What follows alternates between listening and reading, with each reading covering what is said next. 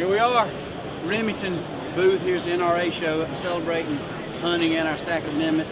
My buddy Nick Munt right here beside me, and Daniel Cox, who's the product manager, over these fine shooting specimens. We had a chance earlier. I'm praying that they don't put the video up of me and Nick in the virtual reality speed shooting with the 870, because for lack of better words, we sucked. It wasn't pretty. So yeah, we're not going to be tactical reloaders anytime soon.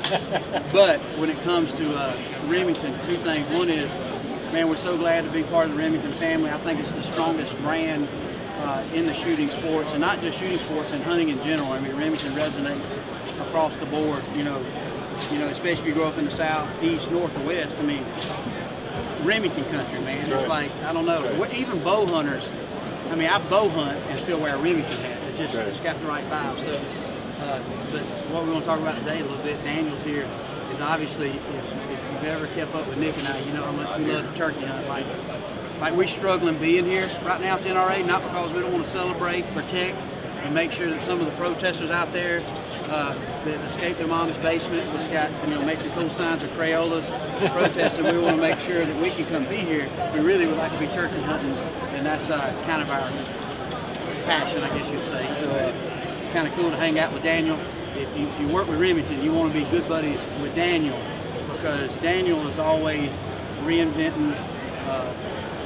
And he's got a tough job, because if you look back in the years of Remington and all the great shotguns, so many of us started off with an old 870.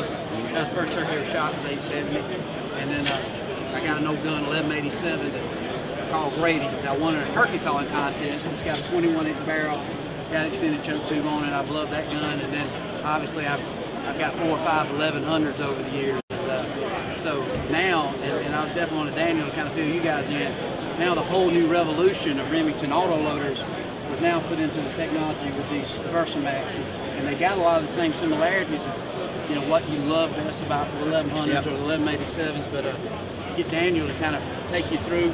And if you have any questions, we got a couple guys that y'all might have some technical questions and about the guns. But so Daniel, take it away. So like Mike said, I mean, we've got a legacy of shotguns, right? And it's a tough act to follow a lot of times. You got two of the most iconic guns. It's tough to build on perfection. Right, yeah. I mean, you've got pillars of the industry in the 870, the 1100, the 1187.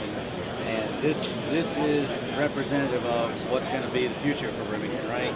We've invested in this VersaPort gas system that we've got for the V3 and the Versamax, and this is going to be the future, right? We're not going to do anything with the old ones because they're staples, but this is where we're going to spend our time and effort and money to develop in the future on these Versamaxes and V3s. And the big thing, for anybody that doesn't know, the big thing about the V3 and the Versamax is the gas system. You've got essentially a self-regulating gas system based on the shell length dictates how many gas orifice ports are open on the gun. So that's how you kind of control bolt velocity, and you can make the gun run the way it does. So we've got a 3.5-inch Super Mag autoloader here that'll run target loads all day, every day, without any issue. Wow, yeah. And I mean, lightest loads I've shot through my gun, I've got a Versamax personally that I bought and own, and it's mine. And the lightest load I've shot in it after I put some rounds through it, the lightest load I've shot through mine was an 1.8-ounce target load. Wow, Super Mag, and you just wear them out, man. I carry to the clays course. No problem cycling that ammo. Not at all. And I'm one of those guys, I like to shoot what I hunt with so that you're getting that legitimate practice. So I've enjoyed it. But we got 4 guns on display here for the Versamax this weekend. We've got our basic kind of black synthetic model. It's got some rubber overmolding. We've got PVD on the barrel, so it's indestructible. We got a couple waterfowl guns here. We even make them in left hand, and we got a turkey gun that resonates with some folks in the crowd, I think. Yep. Yeah, right, yep, sure, no doubt. sure. So we're really excited. Like you said earlier, I mean, I'm personally really excited. We're really excited to have you guys on board. You guys have been hunting with the Versamax the last few weeks. We sent one out and I got everything set up, and I think you liked it. I hope you liked it. Yeah, I'm genuinely really happy to have you guys involved. Yeah, we are too. We are too. And one thing I'm going to ask Daniel too, because you kind of mentioned it. So the big advantage to say the new Versamaxes versus, I've always been 1100, 1187. Is really the gas chamber. Yeah, it's the gas chamber and a couple small things. So on the 1100, the 1187, pretty much all gas operated autoloaders. The gas has always been metered from down the barrel about halfway, right? That's where your ports are, and everything starts to happen there. On the V3 and the Versamax, what you find is your gas block is right here. So you're getting the gas pressure when the gas is still combusting. That's when it's at its hottest. That's when it's at its cleanest. And that's when it's at its strongest, if you will, from an expansion standpoint. Doing that gives you really, really consistent gas pressure and bolt velocity, which means you can tailor the gun, cater the gun to make it run, even with those light loads, right? If you're way out here, your pressure's changing, and you get dynamics between those two, from shell to shell to shell, even if it's the same load. Various shells are going to have differences. The farther away from the chamber you get, the point of ignition, the less consistent the gas is. The other nice feature about that is you get all your weight now right in front of the receiver. So that being right here, it's got better balance than a traditional autoloader and gas operated gun, because you don't have all that weight out front trying to pull you down. You're not fighting it now. Right. It balances. The balance point on this gun is literally about right there. I mean, it's right in front of the receiver. So you've got everything tucked in nice and tight where you're good and strong. You're locked in with your elbows, and it makes the gun swing at point really, really well. That's really cool. And I think what sums it up is, too, even shooting Remingtons all my life, it's funny, I felt like that I have this 1100. It's got a wood stock, matte finish, and it seemed to shoot all my dub with that, you know. And then I got Grady, my 1187, that I really never take the 21-inch barrel off. And I think now this gun got a 22-inch barrel. But the cool thing with this Versamax is what Daniel has done is where, you know, back in the day, it wasn't uncommon to have 2 or 3 shotguns for multi-purpose. Right. In reality, though, sometimes I did notice when I went from, if I tried, even though I didn't ever shoot dub with that 21-inch barrel much, you know, sometimes a really light, let's just call it a cheap load that you find on sale, it wouldn't cycle that good. But the cool thing with this is basically when you invest in this, you got, you know, every, you know, shot shell size to a gun that will cycle. So if you're a waterfowl hunter, if you're a slug hunter, if you want a deer hunt with it, slug barrels. you got a gun that's going to cycle. So it's the ultimate multi-use auto loader, which a lot of 870s are real popular because you can always shut one in. But me and Nick, as we proved over here on this range, we need an auto loader. We need a right. Pumping.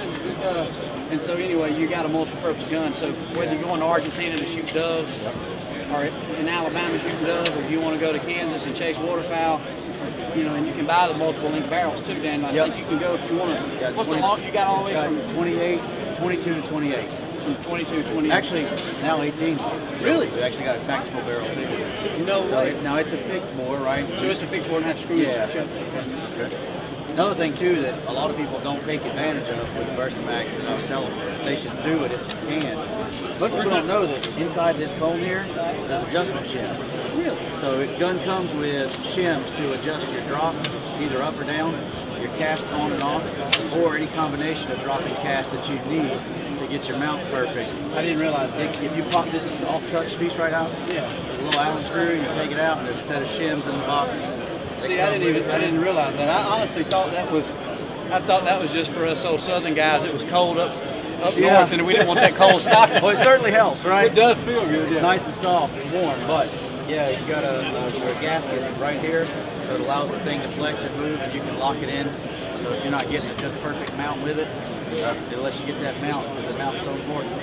That's awesome, man. Well, I can honestly say that the very first shotgun I ever bought was an 870 Magnum, and I bought it at Walmart, and I bought it in about probably 94 or 5, and I've never cleaned it one time.